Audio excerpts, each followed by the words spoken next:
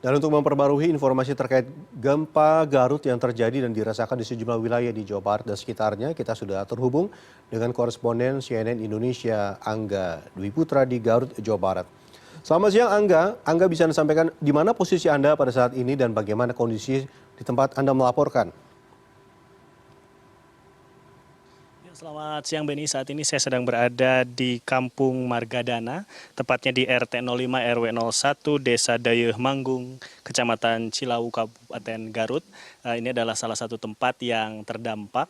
Kami mendapatkan informasi dari Kepala Pelaksana BPBD Kabupaten Garut bahwa hingga pukul 10 siang tadi sudah ada sejumlah laporan yang masuk dan sejauh ini total ada 4 bangunan yang mengalami rusak sedang. Salah satunya adalah Rumah Sakit Umum Daerah Pamengpeuk yang berada di wilayah selatan Garut.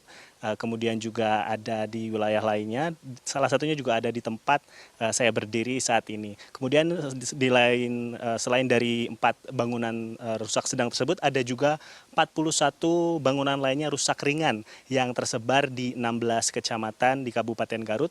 Total di Kabupaten Garut terdapat 42 kecamatan, artinya sekitar 40% terdampak namun tidak terlalu parah. Dan untuk korban jiwa, ini yang patut disyukuri tidak ada korban jiwa, hanya ada 4 orang yang mengalami luka ringan. Dan ini paling parah adalah luka di kepala dan sudah mendapatkan penanganan dari puskesmas dengan mendapatkan jahitan. Saya akan ajak Anda, Beni, untuk melihat salah satu lokasi rumah yang terkena dampak ataupun mengalami kerusakan sedang. Ini adalah salah satu rumah di wilayah Kampung Margadana milik Pak Oleh Mulyadi. Tadi kami sudah berbincang dengan Pak Oleh bahwa memang kejadiannya pada malam hari Pak Oleh beserta dengan keluarganya, istrinya dan 2 anaknya memang tinggal di bagian depan. Ini adalah bagian belakang rumah, Beni. Sudah terlihat memang ini ambruk mulai dari plafonnya, kemudian juga ada bagian genteng yang juga sudah jatuh, dan ini kayu-kayunya juga sudah terlihat lapuk, dan bagian ini adalah merupakan bagian dapur. Temboknya juga sebagian besar sudah runtuh. Namun memang di bagian depan dari rumah ini tidak mengalami kerusakan yang lebih berat dari ini. Jadi memang mereka semua bisa selamat saat terjadi gempa, mereka terbangun kemudian keluar rumah dan saat ini kondisinya dalam keadaan baik, dan sementara mengungsi ke rumah anaknya yang berada tidak jauh dari rumah ini.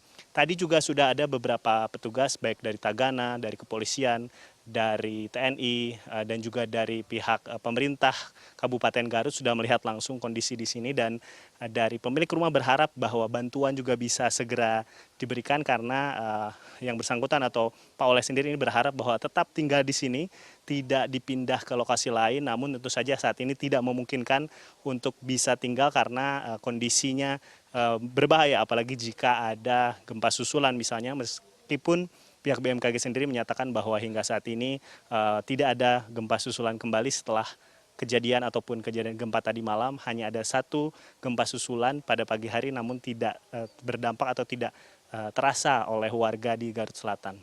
Beni.